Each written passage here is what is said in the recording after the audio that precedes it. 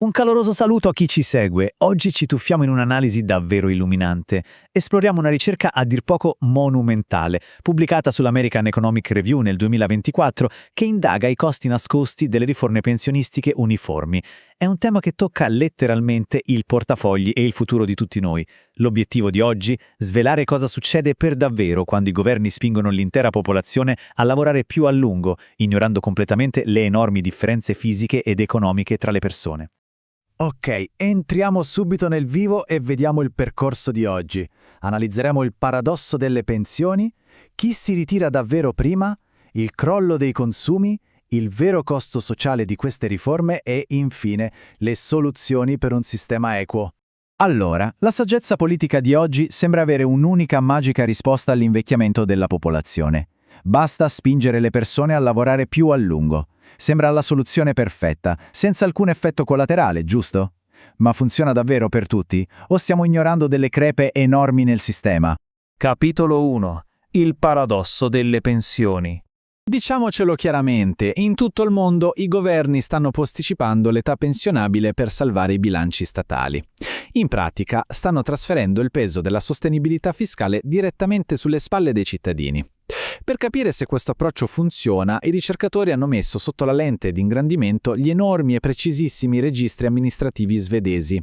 Volevano vedere in modo oggettivo cosa succede quando si legano a doppio filo i benefici della pensione ai guadagni di un'intera vita lavorativa. Per capire il cuore di questa ricerca dobbiamo familiarizzare con un concetto economico assolutamente cruciale, il livellamento dei consumi. Non lasciatevi spaventare dal termine tecnico. In parole povere, è l'esigenza, profondamente umana, di proteggere il proprio stile di vita quando si affrontano imprevisti pesanti, come una malattia o la perdita del lavoro. Un buon sistema pensionistico dovrebbe funzionare esattamente come un gigantesco ammortizzatore sociale contro questi shock. Capitolo 2. Chi va in pensione prima? Mettiamo da parte la teoria per un attimo e guardiamo la realtà dei dati svedesi. E la realtà è sorprendente. Dimenticate l'idea che tutti lavorino allegramente fino a 65 anni. È un falso mito. Meno di un terzo della popolazione, il 29%, rientra in questa fascia cosiddetta normale. Oltre il 40% delle persone si ritira dal mercato del lavoro molto prima, in modo prematuro o anticipato. Ora, la cosa davvero interessante è il perché. Il contrasto tra questi due estremi è a dir poco brutale. Ritirarsi presto, quasi sempre, non è affatto una vacanza anticipata o una scelta di vita, è un obbligo dettato da un declino fisico o da seri problemi di salute. Al contrario, lavorare a lungo e andare in pensione tardi è di fatto un privilegio, è un'esclusiva di chi gode di ottima salute, ha un'istruzione superiore e possiede già un bel cuscinetto di risorse finanziarie. Capitolo 3. Il crollo dei consumi. Ma cosa succede al portafoglio della spesa, ai consumi reali, una volta timbrato l'ultimo cartellino? I dati parlano chiaro. Chi va in pensione tardi vive in una bolla finanziaria completamente diversa. Rispetto a un pensionato normale, chi resiste a lungo sul lavoro gode di un incredibile surplus di consumi del 20%. 20%! Queste persone non stanno solo tirando a campare, stanno letteralmente prosperando. E poi c'è l'altra faccia della medaglia. Nel momento esatto in cui sono costretti a fermarsi, i pensionati prematuri subiscono una vera e propria batosta, un crollo vertiginoso del 10% nei loro consumi. Bam! È un taglio immediato e doloroso al loro tenore di vita, un colpo che le altre fasce della popolazione semplicemente non vivono. E questo illustra brillantemente una dinamica spesso ignorata. Da dove nasce questo enorme vantaggio dei pensionati posticipati? Sorpresa! Non è la pensione pubblica a fare la differenza. Il loro benessere deriva in gran parte da fondi privati. Stiamo parlando di patrimoni già accumulati, immobili, investimenti o magari il reddito di un partner. Hanno le spalle coperte ancora prima di incassare l'assegno statale. Capitolo 4. Il vero prezzo delle riforme. Arriviamo quindi al nocciolo della questione. Alla luce di questi dati inconfutabili, qual è il vero costo sociale di quelle riforme, copia e incolla, che incentivano tutti a lavorare di più? I ricercatori non usano mezzi termini. Queste politiche finiscono per punire proprio chi è più fragile. Stanno letteralmente togliendo risorse a chi è troppo malato per lavorare per darle a chi è già benestante in salute. In pratica distruggono l'essenza stessa della pensione come rete di sicurezza.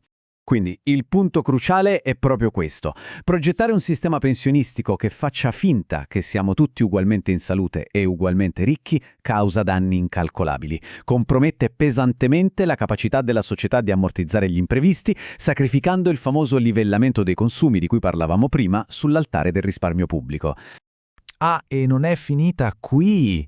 Lo studio sottolinea che anche altre regole pensionistiche, come ad esempio premiare chi ha carriere di 40 anni senza mai un'interruzione, sono profondamente ingiuste. Perché? Perché penalizzano duramente chi ha dovuto fermarsi per curare una malattia o per assistere un genitore o un figlio. E sappiamo tutti benissimo che purtroppo questo carico di cura ricade in modo sproporzionato sulle donne e sui lavoratori a basso reddito. Capitolo 5. Soluzioni per un sistema equo. Andiamo avanti e vediamo come si sviluppa la soluzione, perché diagnosticare il problema non basta, servono idee. La raccomandazione principale dello studio è geniale nella sua semplicità, una riforma con incentivi a forma di S. Che significa? Significa incentivi piatti e una rete di protezione forte prima dei 60 anni, per tutelare chi non ce la fa fisicamente, una spinta forte a lavorare di più solo tra i 60 e i 65, e poi di nuovo incentivi piatti dopo i 65 anni, per smettere di sovvenzionare inutilmente chi è già privilegiato e lavorerebbe comunque. Un'altra alternativa fortissima emersa dalla ricerca: iniziare a guardare al patrimonio delle persone, non solo ai contributi versati. Se agganciassimo i benefici pubblici alla ricchezza reale che una persona già possiede, potremmo concentrare le risorse statali esclusivamente su chi rischia davvero un crollo rovinoso del proprio stile di vita. Insomma, proteggere chi ha bisogno, senza fare sconti a chi ha già le spalle larghissime. E questa affascinante esplorazione ci porta a una domanda finale, su cui vi invito a riflettere. Di fronte a queste prove inequivocabili sui consumi e sulle vere cause per cui la gente smette di lavorare, provate a chiedervi: il sistema pensionistico del vostro paese fa da scudo a chi viene colpito dalle avversità? O, senza rendercene conto, è diventato una macchina che premia chi è già ricco in salute?